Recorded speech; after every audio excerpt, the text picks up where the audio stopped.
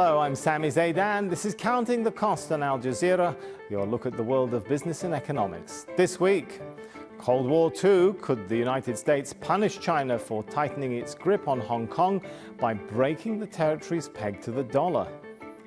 Turkey's theatre of war, does the country on the verge of another currency shock have the money for conflict? And President Putin hoped to kickstart the economy this year, but how will he pay for his big plans amid low oil prices and the pandemic? Xi Jinping's China has put aside the niceties of economic power for a more aggressive posture to neighbors and liberal democracies. President Trump's America First policy triggered a trade war that morphed into a technological war. But China's security measures to rein in Hong Kong and human rights violations of Uyghur Muslims have pushed the US to sanction Chinese officials responsible for the policy. And more sanctions could be on the way as a new bamboo curtain comes down. After 20 soldiers were killed in hand-to-hand combat in disputed territory in the Himalayas, India banned more than 50 Chinese apps, including TikTok. New Delhi accused Beijing of infringing on its national security by moving soldiers and artillery to the disputed territory in Ladakh. Well, that led to the worst conflict between the two nuclear neighbours in 60 years. Australian Prime Minister Scott Morrison's call for an investigation into the origins of the coronavirus prompted Beijing to slap tariffs and ban imports of Australian beef, abattoirs and barley. Morrison pushed further, offering to extend visas to Hong Kongers. And as Bloomberg first reported, Washington has considered going beyond sanctions and restricting Hong Kong's ability to use dollars, a move that would undermine Hong Kong's dollar peg and seriously damage the financial operations of the territory, if not China's access to dollars. Well, how plausible is that? Well, joining me now from London is Patrick Perrett-Green. Patrick is the head of global macroeconomic strategy at AdMacro. Good to have you with us. So first of all, do you think the Trump administration will actually push ahead with this threat to restrict access to dollars?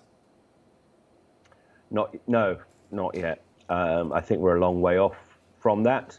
I think it's more like targeted sanctions at the moment. So if you look at the Hong Kong Autonomy Act or all the bills that have gone through, it's about trying to cut off dollars to specific individuals or entities for now. But at the same time, even after the president's announcement of the past week, he has backed off from applying sanctions to certain individuals. So you have this a Congress that is very, very anti-China. And you have Trump that basically has had to go along and sign these bills because they were veto-proof, but he's very reluctant still to actually do anything that might upset the stock market ultimately. And you think Congress will not be able to get its way? I mean, what happens, does any of that change when we get towards elections where you could have a new president in the White House? Well, I think once we get if we do get a new president in the White House, then that becomes a distinct possibility. But it also depends on the trajectory of the relationship, and I think that's the other issue as well. And that's the most concerning thing, because it seems that we're on this sort of downhill slope where almost every week there's something that goes wrong or worsens the relations between the two countries. In any case, do you see that China is already readying itself, shall we say, for this sort of development? Is it learning from Russia's experience? No, I think we hear the rhetoric, but I think it's very different for China rather than Russia. Russia has many ways. It's not, if you compare Russia and China, Russia's not that big an economy. It can find lots of workarounds of dollars and stuff like that. It's not all Russia that's banned from dollars. But for China, given its role in international trade, the lack of exchangeability of the yuan, which basically even now only accounts for less than 2% of international foreign exchange transactions, I think China's saying it's preparing for it, but ultimately there's very little it could do about it. And I find it hard to see China being cut out of the dollar system. I think the economic consequences of that for the world, especially now, would be far too grave. So I think there has to be other pressure points rather than the wiping out of the currency access. It would impose a huge cost to the world. Just bring it into perspective for us, though. What would it mean for Hong Kong, for Hong Kong's peg to the dollar? What's at stake here for the territory? Well, I think for now, again, getting rid of the peg or applying the sort of restrictions on the Hong Kong dollar that we've talked about in terms of other currencies, I think it's far too early yet. But also, what we would see, we've already gone to one China, one system as far as Hong Kong is concerned. Most of Hong Kong's business is actually with China.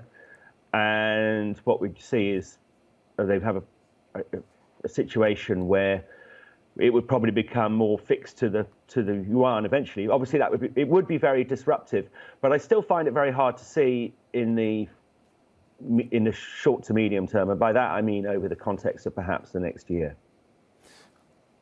We've seen President Xi taking a much harder stance on issues, whether it's Hong Kong, the Uyghur Muslims.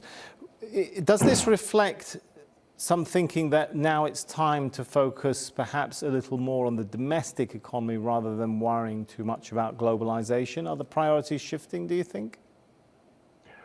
Well, they have been for some time. You know, we had China 2025, which was all about building up the domestic production capability in higher end goods.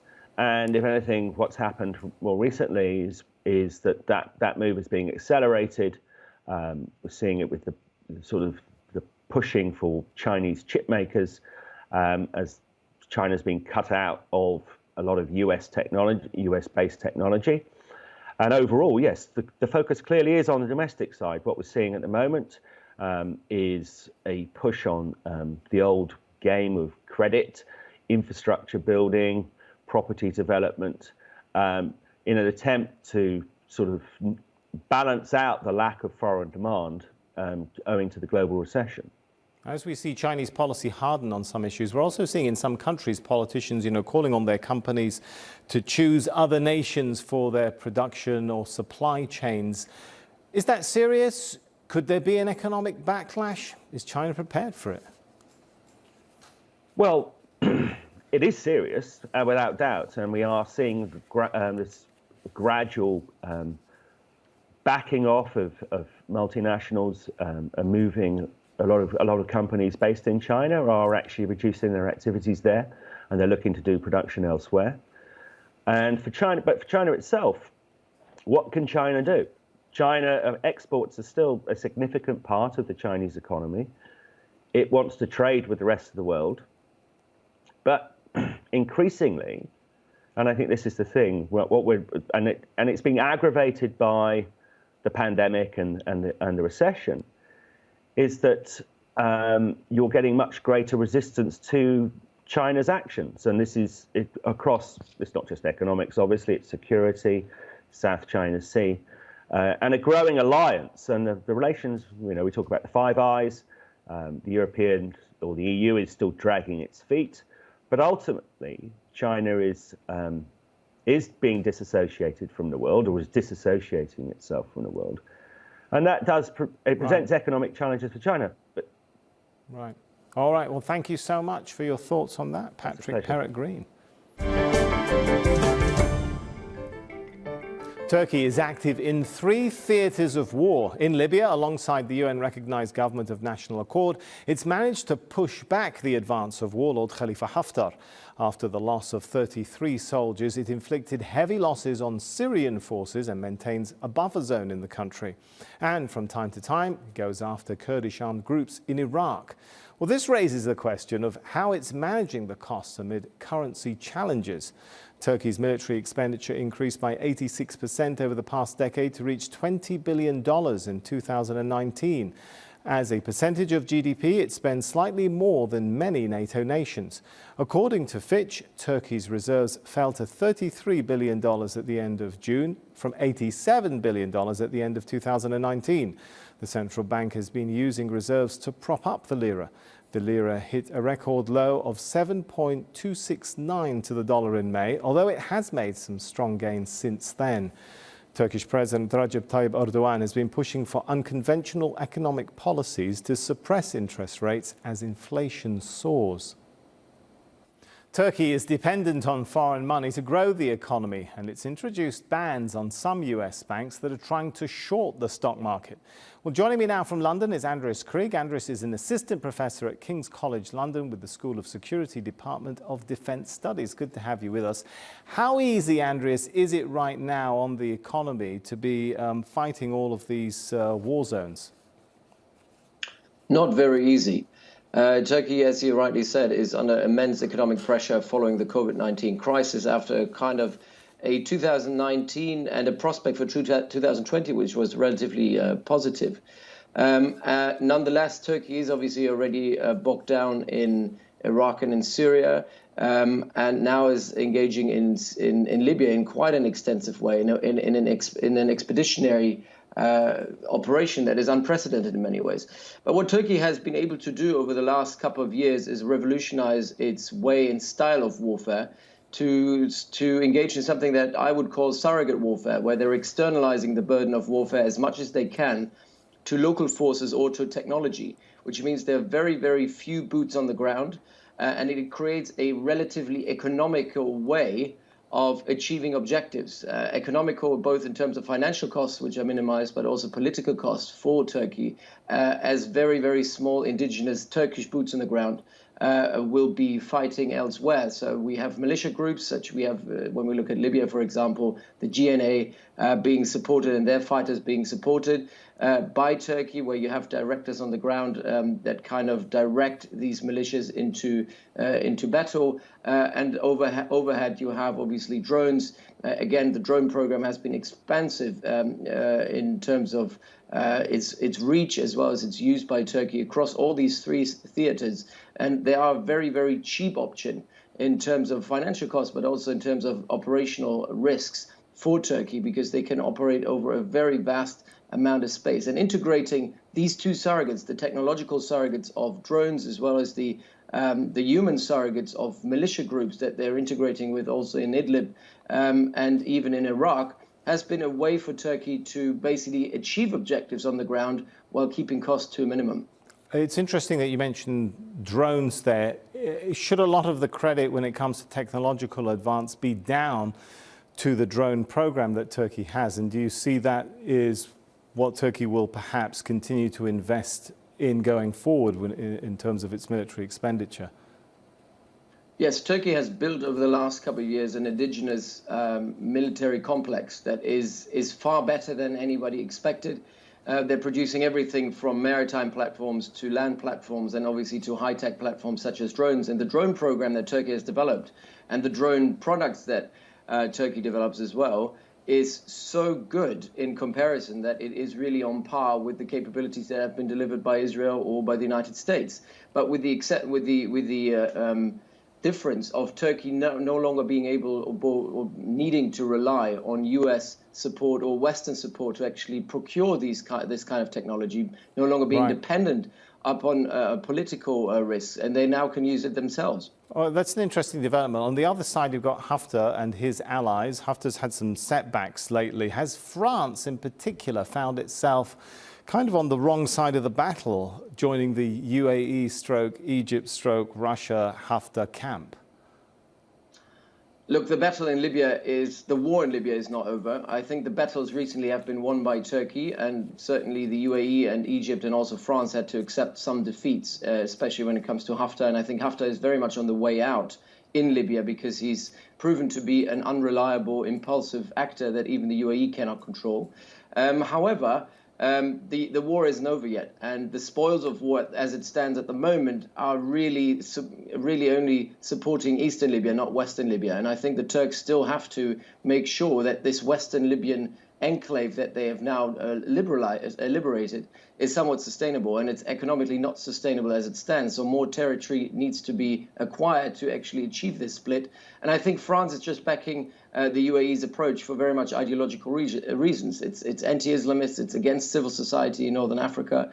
And in that respect, I think France is on the wrong side of history, but so far they still haven't been defeated yet. What about Russia? Is it going to sit back and watch Haftar's recent battle defeats? Now, again, Russia is a lot more flexible in Libya than the UAE or France are. Russia is a disruptive actor in the Middle East. They don't have any really clearly set out strategic objectives, apart from obviously trying to exploit American withdrawal, and that's what they're doing in Syria, that's what they're doing in Libya. They're playing a big power game, and they will go with whoever actor can support Russian interests in the end of the day. And if Haftar is no longer someone that they can or want to support, they might go for someone else. So they're not firmly on the East Libyan side. They have so far only supported the LNA and Haftar. But I think looking forward, I think the Russians are more flexible to actually strike a deal with Turkey on finding a solution for Libya that is sustainable, unlike Egypt, the UAE or France. All right, some good analysis there. Thanks so much, Andreas Krieg. Thank you.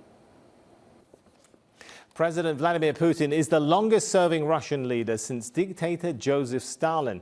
The former KGB colonel could potentially extend his two-decade rule until 2036.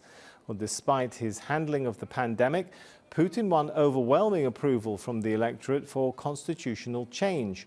Putin insists he has not decided to run for 2 more 6-year terms. That's raised concerns, though, in many capitals. While President Trump has been keen to reduce America's presence overseas, Putin has been filling in the vacuums in the Middle East and Africa. But what of his economic record? Has he delivered for the Russian people? Well, take a look at this. We have 2 data points. GDP is the bar chart here, and the white line, that's for unemployment. Let's start before Putin took power in 2000.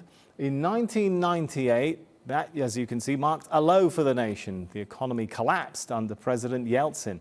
But the real impact is felt in 1999, unemployment at 12.5%, and the economy just $195 billion. Well, Putin introduced economic reforms, and a boom in oil prices meant the country felt richer. Now, by 2008, unemployment halves and the economy shoots up to $1.6 trillion.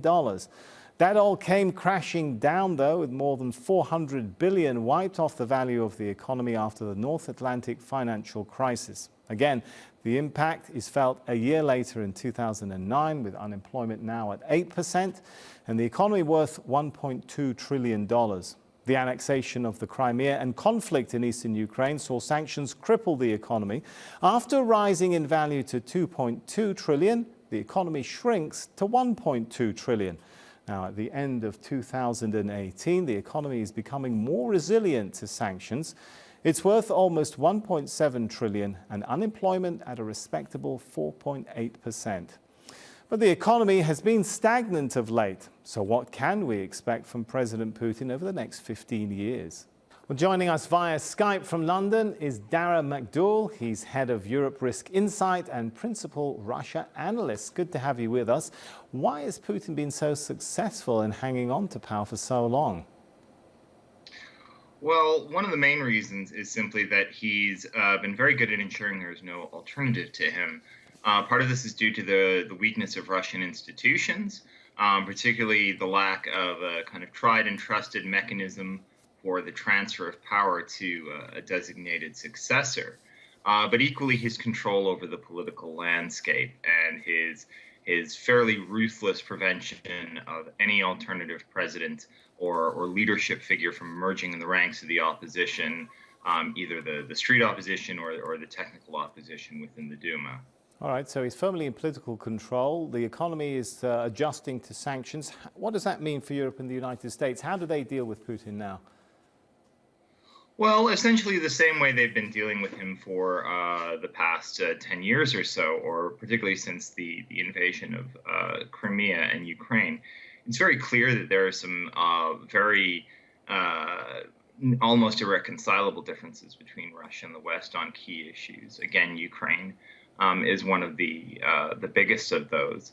But so far, what we've seen is a mixture of confrontation at key moments, of punishment for actions such as the Skripal poisoning, or where other incidents where Europe and America seem to think that Russia has gone too far in one direction, alongside, exploring opportunities for collaboration on a pragmatic basis, particularly economically, when it comes to things like supply of oil and gas to Europe. We're seeing the potential completion of NS2 next year. But it's going to be a continuation of this kind of this acceptance that Putin is a fact of life, that he's not going to leave the leadership of Russia anytime soon, and that the West needs to take a balance between confronting him when they feel necessary and engaging where they can. And amidst all of that, he's been quite successful in taking what was an economy the size of Belgium's to now the 11th largest in the world. How has he managed to grow the economy despite all the crises and sanctions you mentioned? Well, it's important to note that at the start of his term in 1999, or the start when he first came to power, Russia was at a particularly low point due to the Soviet collapse and the 1998 financial crisis. And Putin benefited very much from a rapid increase in global oil prices, which kind of flooded the Russian state coffers, as well as a great deal of excess or fallow Soviet industrial capacity, which would be quickly brought back online to grow GDP rapidly. What we've seen since really 2012 is that this economic model has exhausted itself. And Russia's growth has been quite stagnant, around the 1.5% to 2% rate, punctuated by intermittent crises such as the 2014 oil crash and now 2020 with the pandemic. So what you've seen over the past decade is actually living standards for ordinary Russians have generally stagnated or even gone a little bit backwards. And Putin cannot rely on the economic success narrative as much as he used to. The easy gains of the early 2000s. I guess if I could jump in, he'll claim even stagnation is a success given the crises, given the economic sanctions, right? Well, if you look at the sanctions and how they've been applied, they have been primarily focused on the energy industry or key individuals around the political leadership. And while these are certainly somewhat constraints on growth, the bigger issue is commodity dependency and also the lack of key reforms in areas such as the rule of law and property rights. Frankly speaking, when you have such huge problems with corruption, it's very difficult to get people to invest, particularly Russians. If you're a Russian entrepreneur and you know that you can't necessarily look to the agencies of the state and the law enforcement to protect your business. You're going to be worried about investing. Property. Yeah. Just very briefly, in 60 seconds, he had planned these massive infrastructure investment projects. Will he still be able to go ahead with them? It doesn't look like it. Mikhail Mishustin, the prime minister, announced yesterday that the national project spending would be delayed from 2024 to 2030, which really does show you the scale of the fiscal pressures that Russia is going to be under as a result of the pandemic and the oil price crash. And what would a Biden victory finally mean for Putin and Russia, do you think? Well, there are two sides of this. First off, there are certainly very bitter memories within the Democratic Party in the U.S. over 2016, and a generally more hawkish stance towards Moscow in the party as a whole. That being said, it looks like if Joe Biden wins, he's going to be taking office in the midst of a very unsettled economic position, as well as an ongoing pandemic. So whether or not he's going to have the bandwidth to really put into a program of confrontation with Russia, or whether he'll be more focused on domestic issues isn't clear. What we will see is an increase in multilateral cooperation with Europe to impose sanctions when the West feels them necessary. And that'll make those sanctions more effective if somewhat more targeted. All right, Darren McDowell, thanks for your insight. Thank you. And that's our show for this week. Remember, you can get in touch with us, though, via Twitter. Use the hashtag AJCTC when you do, or drop us an email. Countingthecost@aljazeera.net is our address. There's more for you online at aljazeera.com/CTC. That'll take you straight to our page, which has individual reports, links, and entire episodes for you to catch up on. That's it for this edition of Counting the Cost. I'm Sami Zaidan from the whole team here. Thanks for joining us. The news on Al Jazeera is next.